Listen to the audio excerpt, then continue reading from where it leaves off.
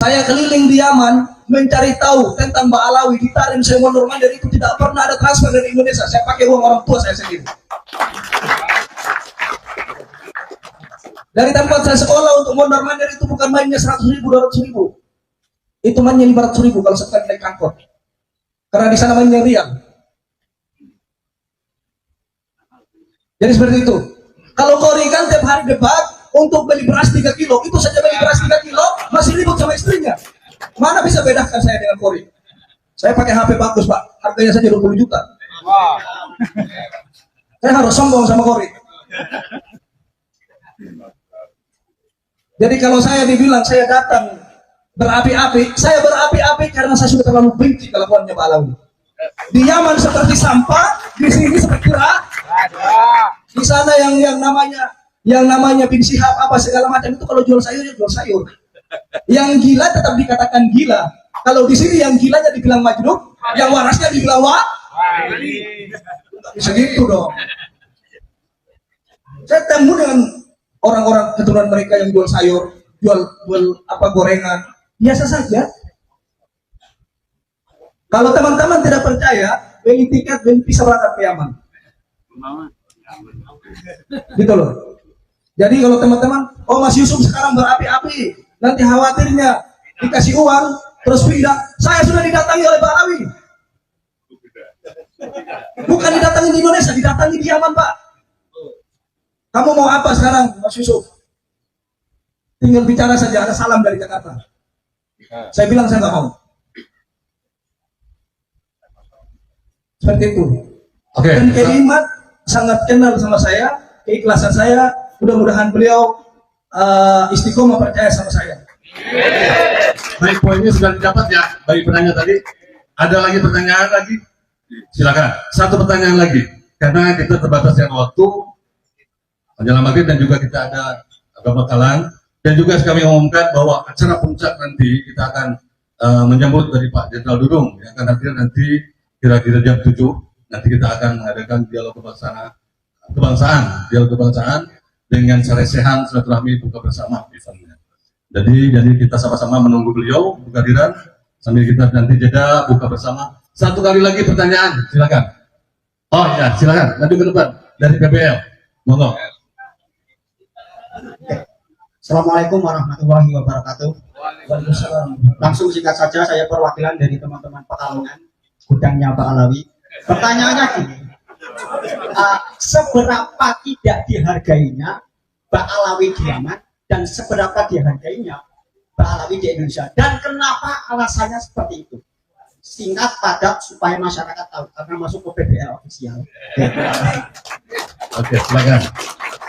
Di Yaman itu memang pernah ada yang namanya dawir.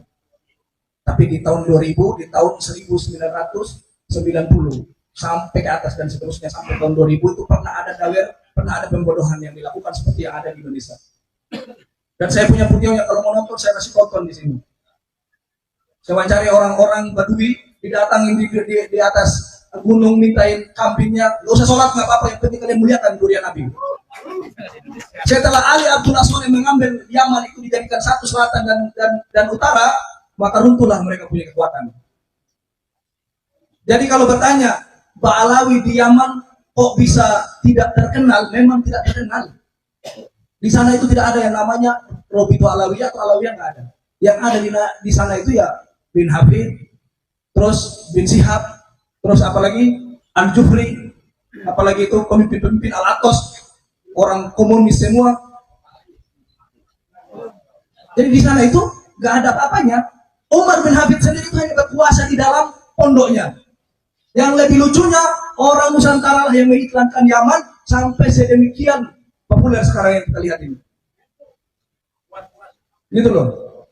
Seperti bilang di Tarim tidak ada aspal lah. Saya punya videonya, saya lihat di TikTok. Ini aspal. Mana yang sekolah SD ke luar negeri itu? Saya punya semua buktinya. Walaupun nyawa saya terancam di sana. Jadi gitu. Jadi kalau teman-teman melihat di Yaman yang kenyataan yang sebenarnya, mudah-mudahan Allah Subhanahu wa taala memberi hidayah teman-teman kita yang belajar di Yaman agar mereka jujur kepada Allah dan jujur kepada negeri mereka, bukan yang sebenarnya yang ada di Yaman. Nggak ada main perasaan, mentang-mentang guru, tutup kedustaan yang ada di Yaman. Itu nggak boleh.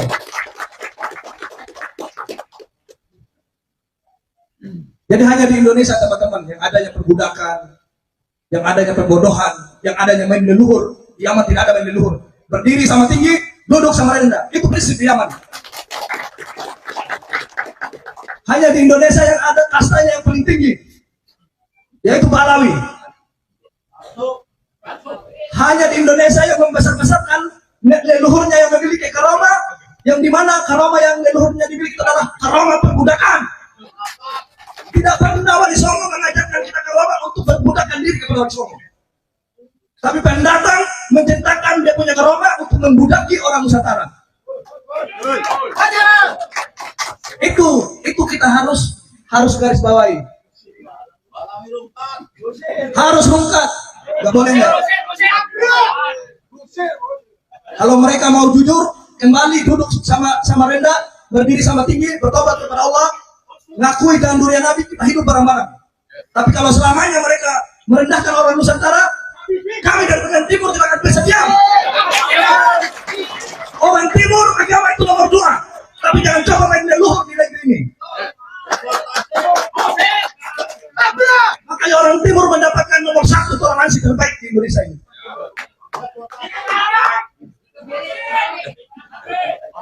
Coba datang ke timur, kamu bawa leluhurmu. Kalau kamu memang jantan, kalau kamu punya nyali datang ke timur, saya punya leluhur tinggi, sembah leluhur saya. Kalau lehermu tidak hilang kemana-mana.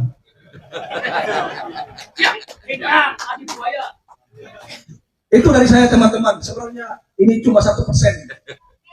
Tapi memang ini karena saking emosinya saya, yang saya alami di Yaman adalah 0, di Indonesia seakan-akan raja. Jadi kebawa emosi. Jadi mohon maaf kepada Pak Kiai, kepada teman-teman semuanya. Sudah nggak tahan. Saya di Yaman sudah begitu tahan. Saya memang harus melekat di Indonesia. Saya sudah berjanji. Saya ini orang Pak, pengen dibakar saya. Saya ngisi kemarin di Lombok hampir dibunuh saya. Karena mereka tidak pernah takut sama Allah, tapi mereka takut, mereka punya nasab rungkat. Itu yang ada pada diri mereka.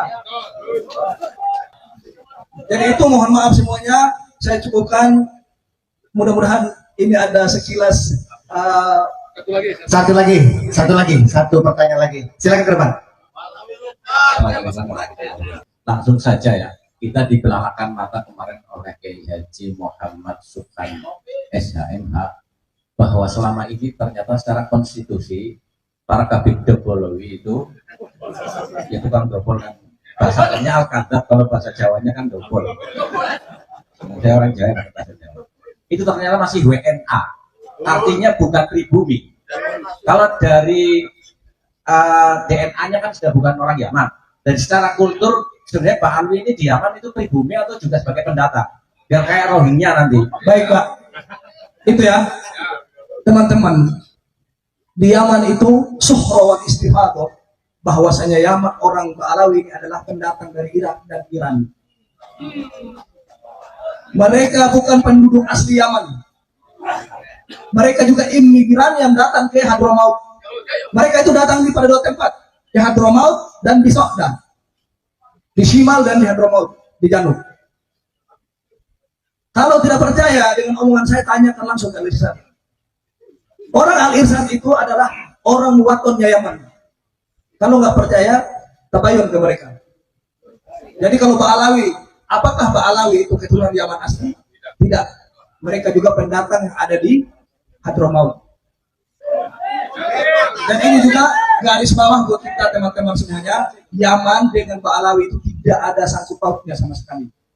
Saking perhatiannya Yaman terhadap Ba'alawi, mereka bikin tawaf di kuburannya Nabi Hud. Orang Yaman mengingkari itu sampai kirim surat ke Umar bin Hafid. Apa ini bikin tandingan tawaf di Tarim? Sampai sekarang tawaf itu alhamdulillah sudah tidak dilakukan lagi. Menunjukkan perbuatannya Ba'alawi, orang Yaman sendiri tidak setuju.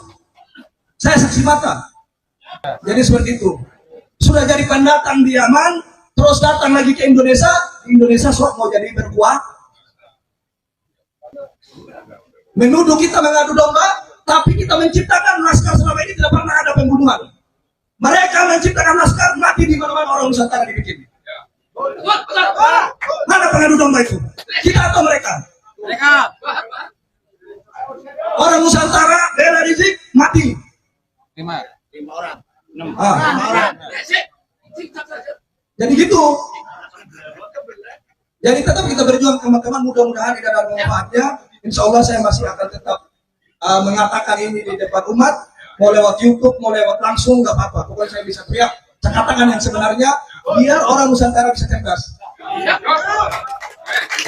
Saya ucapkan jazakumullah khair. Pada tafadhol Syekhuna Al-Fadil Syekh Imaduddin Hafidhullah Ta'ala, mudah-mudahan beliau Terima kasih. menjalani umurnya dan sampai tuntas tentang Pak Alawi ini, sampai lengkap sebentar.